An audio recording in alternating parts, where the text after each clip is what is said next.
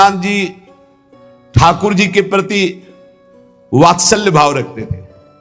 मेरे लाला पुष्ट मार्गी, वात्सल्य भाव, जैसा भाव करोगे वैसे ही। ये था माम प्रपद्यन्ते तास्तथैव भजाम्यहम् हम। ठाकुर जी के प्रति इनका पुत्र भाव था। मेरा लाला, जैसे नंद बाबा, ठीक ऐसा ही भाव श्री विठलनाथ गोस्वामी जी का। एक बार श्री श्रीनाथ जी को दूध पिला रहे थे। ठाकुर जी ने एक घूंट पिया दूध और कटोरा ऐसे हटाते हुए कहा जय जय, क्या कमी रह गई दूध में? ठाकुर जी ने कहा बहुत मीठा कर दिया, मिश्री बहुत अधिक डाल दी, मुझसे पिया नहीं जाता। बड़ी मनोहार करी, आज पी लो कोई बात नहीं, क्योंकि पुत्र भाव है। ठाकुर जी ने बड़ा ऐसे करते हुए पिया। दूसरी बार भोग में आपने मिश्री कम मिलाई। ठाकुर जी ने एक घूंट पिया, ऐसे कर दिया। कहा जय जय, आज क्या कमी? कहा दूध तो एकदम सीठा कर दिया, फिर भी पी लो। थोड़ा ही कम तो मिश्री मिलाई, पहले वाले में आप कह रहे थे मिश्री बहुत अधिक है, तो इससे थोड़ी कम कर दी। बोले नहीं, सीठा है, पी लो, आप पी लो, पी लो। बहुत दुलार किया, दूध पी लिया। तीसरी बार जब भोग लगाया तो मिश्री अलग, दूध अलग। लालजू ने कहा आपने ऐसा क्यों किया, मिश्री क्यों नहीं मिलाई? गोसाई जी ने कहा जब मेरे द्वारा मिलाई हुई मिश्री आपको पसंद ही नहीं आती, कभी कह देते हो बहुत मीठा है, कभी कह देते हो सीठा है, तो आज स्वयं मिला लो। तो हंसकर कहा कि हम मिलाने लायक हैं? हम आपके बालक हैं, बालक मिलाना क्या जाने? और दौड़ गए और गोद में बैठकर छाती से चिपक गए और कहा रूस गए क्या, मिला के पिलाओ, हम तो बालक हैं, हम थोड़ी मिला पाएंगे। ये था माम प्रपद्यन्ते, वात्सल्य भाव, मेरे पुत्र हो। तो वैसे ही ठाकुर जी गोसाई जी के हृदय से चिपक करके श्री श्रीनाथ जी कहने लगे मैं तो आपका बालक हूं ना। अशुभ प्रवाह होने लगा। ठाकुर जी ऐसे महान सुख देते हैं जो जिस भाव से। एक दिन मचल गए, सैया रचना करके जब शयन कराने को गए, कहा यह सैया ठीक नहीं है, दूसरी सैया ले आए। ये बिछौना ठीक नहीं है, दूसरा बिछौना ले आए। नहीं नहीं, ये रंग मुझे पसंद नहीं, और रंग का बिछौना बिछा दिया। अब कितने बिछौना, कितनी सैयाएं बदल दी लालजू महाराज बार बार, ये ठीक नहीं, ये ठीक नहीं। पसीना पसीना हो गए थे गोसाई जी। गोसाई जी ने कहा कि आपको कौन सी सैया पसंद आएगी, कौन सा बिछौना पसंद आएगा? बोले बताओ, तुम सैया बनो और तुम्हारी छाती पे हम सोएंगे, क्योंकि हम यशोदा मैया की गोद में ही सोते। अगर दिन में कभी अथाई में बाबा के पास गए तो उनके तोंद पे लेट के सोते, तो आप लेटो और आपकी गोद में हम।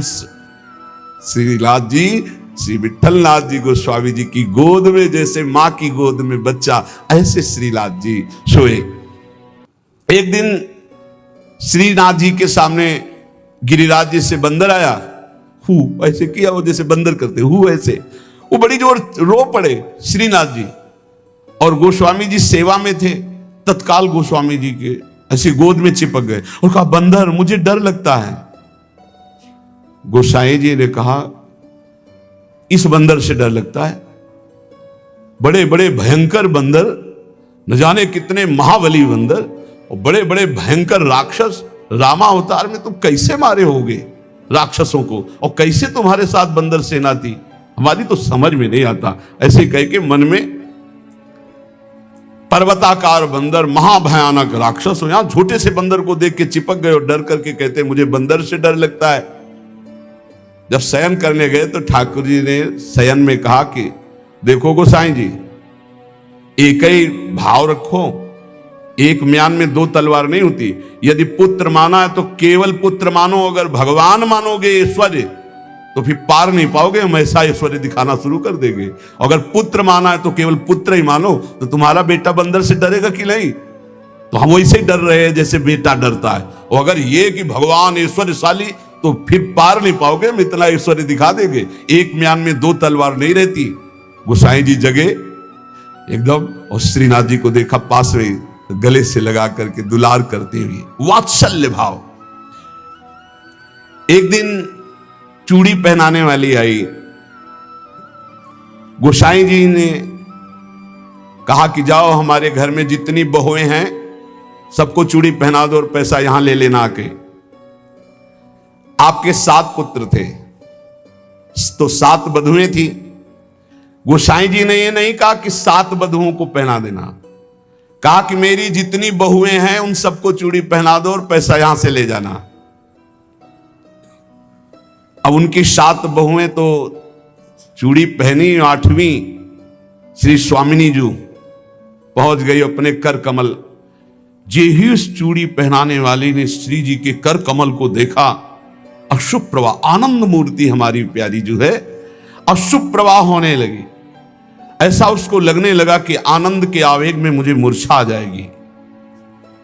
नीलांबर का हल्का सा घूंघट है, मनो मृणाल, मनो कमल लाल, ऐसे सुंदर कर कमल। वो सोच रही इनके कर कमल में पहनाने लायक तो चूड़ियां ही नहीं हमारे पास। श्री जी ने इशारा किया, पहनाओ। किसी तरह वो प्रेम शिथिल होते हुए जैसे जैसे इशारा होता गया वो चूड़ियां पहनाई। बहुत देर तक वह शुभ प्रवाह करती रही। इसके बाद गोस्वामी जी के पास उसको ले जाया गया। गोस्वामी जी ने 7 बहुओं की चूड़ी के कितने पैसे होते, तो उसने कहा 7 नहीं 8। गोसाई जी ने कहा 7 बहुएं तो तू 8 की बात कैसे कह रही? तो उसने कहा मैं कसम खा के कहती हूं मैंने 8 बहुओं को। तो बोले जब 7 हैं ही तो 8 कैसे? तो उन्होंने कहा मैं कसम खा के कहती हूँ 8 बहुएं थी और मैंने 8 को पहनाई है, और जो 8वीं थी वो इतनी सुंदर थी, इतनी, और रोने लगी। गोसाई जी ने कहा कि ऐसा कैसे हो सकता है, चलो इससे झंझट हटे। 8 बहुओं की चूड़ी पहनाने के पैसे दे दिए। जब रात्रि में शयन किया तो श्री जी ने गोसाई जी से कहा कि उस चूड़ी वाली से क्यों झगड़ रहे थे? क्या आप प्रीतम लालजू को आप अपना पुत्र नहीं मानते? हाँ पुत्र तो है ही, वो हमारे मानने की क्या बात है। तो मैं कौन हूं? पुत्र बधू हुई कि नहीं? अगर आप कहते 7 बहुओं को पहना दो तो मैं कदापि नहीं जाती। आपने कहा मेरी सब बहुओं को पहना दो, तो 8वीं मैं हूं, मेरे ही धारण।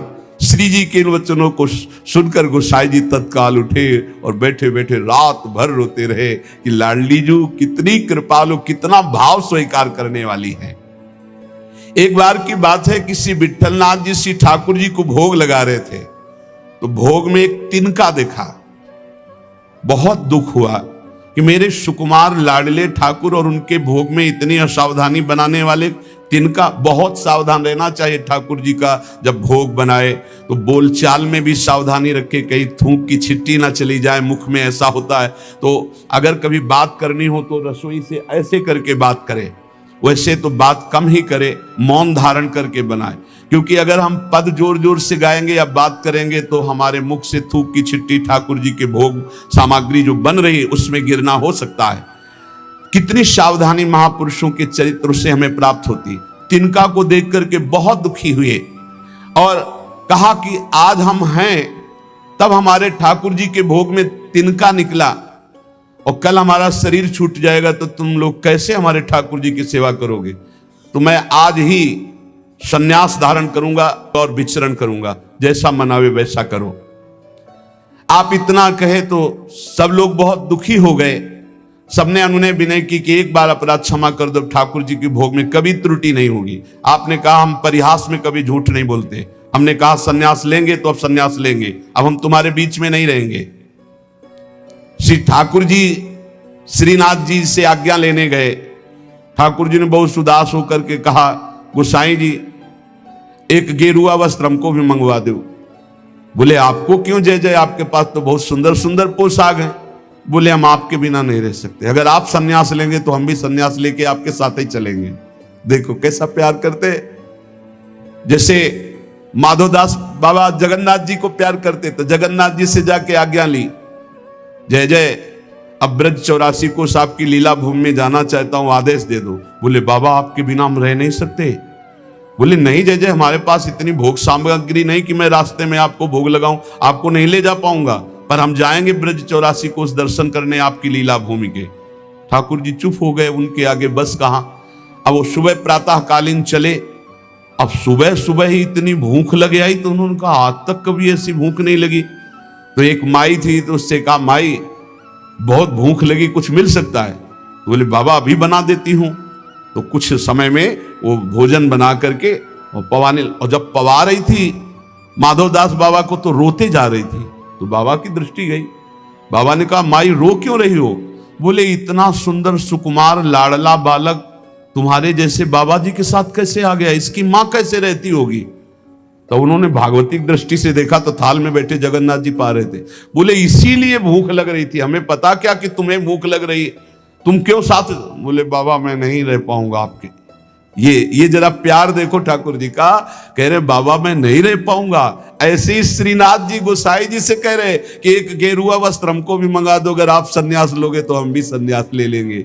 गोसाई जी आपके बिना हम नहीं रह सकते। गोसाई जी ने गले से लगा लिया। तो कहा गले से लगा लिया तो मेरी बात मानो, अब तुम्हें सन्यास नहीं लेना। बोले जैसी आपकी आज्ञा। बोले सेवा में त्रुटि अगर हो रही तो मुझे दुख नहीं तो तुम्हें दुख क्यों हो रहा है? तो बोले तुम्हें दुख हो या ना हो, आप मेरे पुत्र हो, मेरे को दुख होता है कि मेरे लालन के भोग में तिनका कैसे आ गया। भाव समझिए।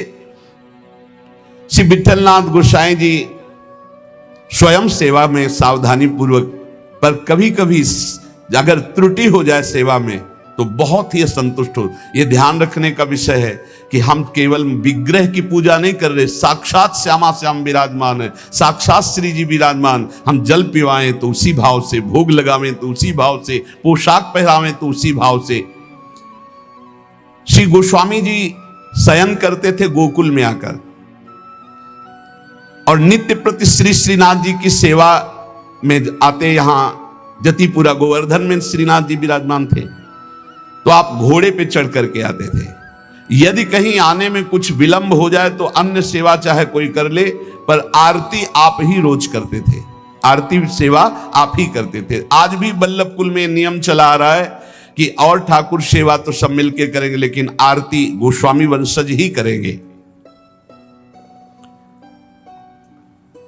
श्री ठाकुर जी की अक्षुण्ण सेवा गोस्वामी जी अपने बालक के समान मानकर करते। जो भगवन्निष्ठ सदाचारी पुरुष होते हैं तो उनका प्रभाव सबके ऊपर पड़ता है। उस समय भक्ति का वातावरण एक बन चुका था, जिसको देखो सब भगवान की भक्ति में निमग्न। कृष्णदास जी ने क्या किया कि जो गोपीनाथ जी गोलोक गमन हो गया था, तो उनकी पत्नी और उनके पुत्र पुरुषोत्तम जी अभी छोटे थे, उनसे बात की और गद्दी पर पूरा अधिकार कर लिया। पुरुषोत्तम है ही, क्योंकि उनके पिता गोपीनाथ जी अधिकारी थे, और हटा दिया श्री विठलनाथ जी को। और हटा ही नहीं दिया, पूरी सेवा से हटा दिया कृष्णदास अधिकारी जी ने। पुरुषोत्तम जी को गद्दी पे बैठा दिया, उनकी मां को समझा बुझा करके दस्तखत करवा लिए, और श्री विठलनाथ गोस्वामी जी को हटा दिया। न श्रीनाथ जी की सेवा, मतलब आना भी बंद करवा दिया।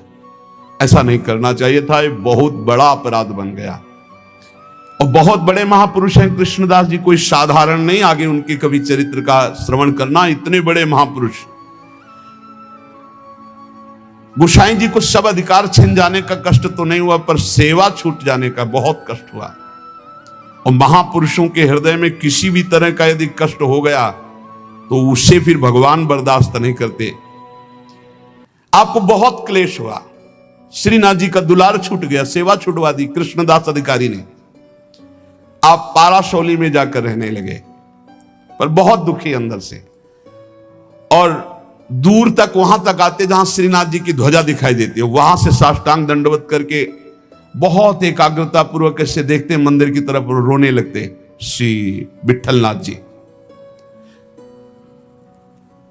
ये बहुत बड़ी हानि का विषय, बहुत बड़ी हानि का विषय। गुरुजनों से विरोध करने का मतलब है सर्वस्व का नाश, चाहे जितना बड़ा भी कोई तपस्वी भजनानंदी हो। एक श्री रामदास जी भीतरिया जो ठाकुर जी की सेवा में रहते थे, वो श्री विठलनाथ जी की स्थिति से परिचित थे। वो रोज गुप्त रूप से समय निकालते। यद्यपि श्री कृष्णदास जी ने उनको भी मना कर दिया था, पर वो जाते और गोसाई जी को श्री लालजू का बीड़ा प्रसाद देते। बीड़ा प्रसाद आंखों से ऐसे रख करके खूब रुदन करते श्री विठलनाथ जी। ये बहुत बड़ा अपराध है, बहुत बड़ा अपराध। गोसाई जी ठाकुर जी के लिए अपने कर कमल से एक फूलों का हार बनाते और कहते पहना देना जाके, और रोज एक श्लोक दैन्यता का लिखते और कहते ठाकुर जी को सुना देना जाके। श्री रामदास जी नित्य प्रति आकर वो फूलों का हार और ठाकुर जी को एक श्लोक सुनाते, ठाकुर जी को फूलों का हार पहनाते, और ठाकुर जी रोज एक पान की बीड़ी देते जो उनको जाके देते और उनको प्रणाम करते। एक दिन ठाकुर जी ने संदेश में कहा कि गोसाई जी से कह दो मेघ तो समय पर बरसेगा, तुम दुखी क्यों हो रहे हो? मेघ तो समय आने पर बरसेगा, तुम दुखी क्यों हो रहे हो? विठलनाथ जी के सामने जब जाकर रामदास जी ने कहा मेघ तो समय पे बरसेगा, आप दुखी क्यों हो रहे हो? लालन ने ऐसा कहा है। तो विठलनाथ जी ने कहा कि मेघ तो समय पे बरसेगा, पर चातक अपनी टेक पुकार क्यों छोड़ेगा? चातक तो रटता ही रहेगा। बहुत सुंदर बात। अगर चातक अपनी रटन छोड़ दे तो चातक कैसा? मेघ तो समय पे बरसेगा, वो बरसे, लेकिन चातक अपनी रटन नहीं छोड़ सकता। मेरी रटन घटने वाली नहीं, मैं तो रो रो कर आपको पुकारता ही रहूंगा। चातक रटन घटे घट जाई, बढ़े प्रेम सब भांति भलाई। विठलनाथ जी के इस दुख को अकबर बादशाह ने सुना। उसने तत्काल आदेश किया और कृष्णदास जी को बंदी बना के जेल में डाल दिया और गोसाई जी को विरुद्ध आचरण किया, इसलिए उनको कठोर दंड कृष्णदास जी को बादशाह अकबर ने। जब गोसाई जी को पता चला तो गोसाई जी ने अन्न जल त्याग दिया और कहा जब तक सम्राट अकबर सादर कृष्णदास जी को, ये देखो महापुरुषों का हृदय, सादर कृष्णदास जी को नहीं छोड़ते तब तक मैं अन्न जल भी नहीं पाऊंगा। जब बादशाह अकबर को यह पता चला कि गोसाई जी ने अन्न जल त्याग दिया तो सादर कृष्णदास जी को पुनः छोड़ दिया। कृष्णदास जी को जब ये पता चला कि गोसाई जी मेरे लिए अन्न जल छोड़ दिए, तब गोसाई जी के पास आए और चरणों में गिरे और कहा मुझे आपके प्रभाव का पता नहीं था, क्षमा कीजिए।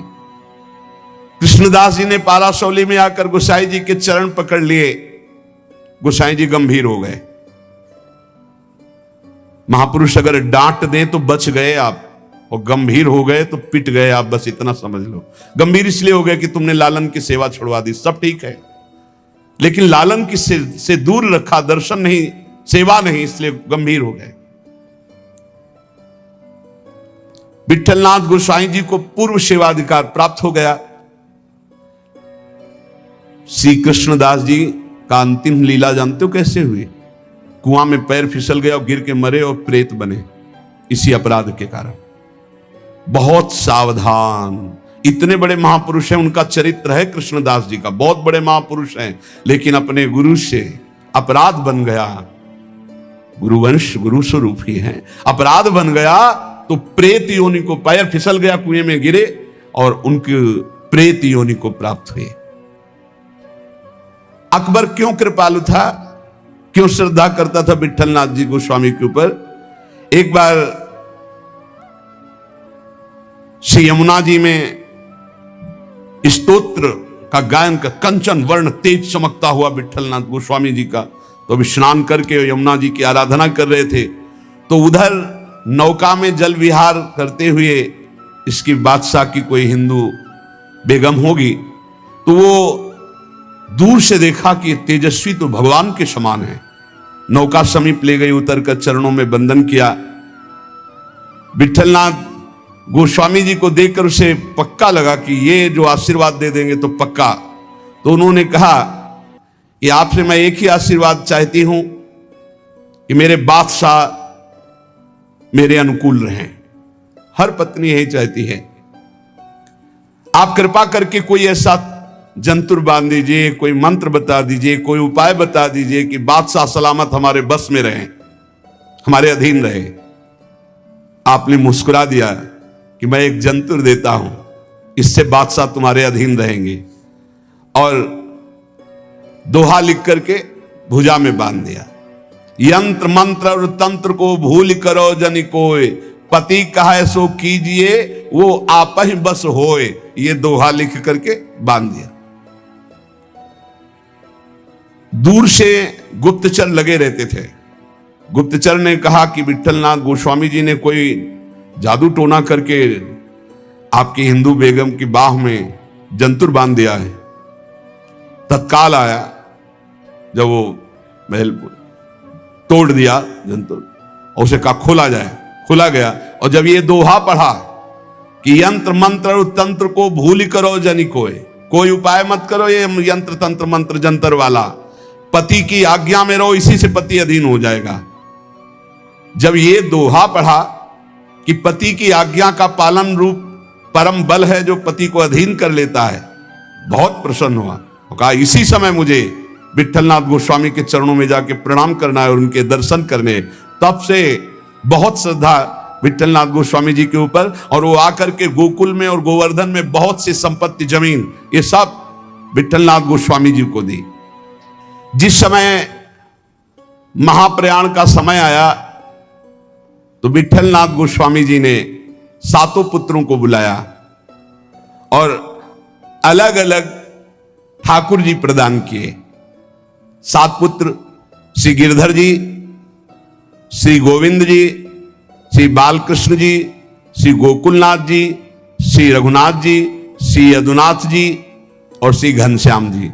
ये 7 पुत्र श्री विट्ठलनाथ गोस्वामी जी के थे। सातों को अलग अलग ठाकुर सेवा प्रदान की।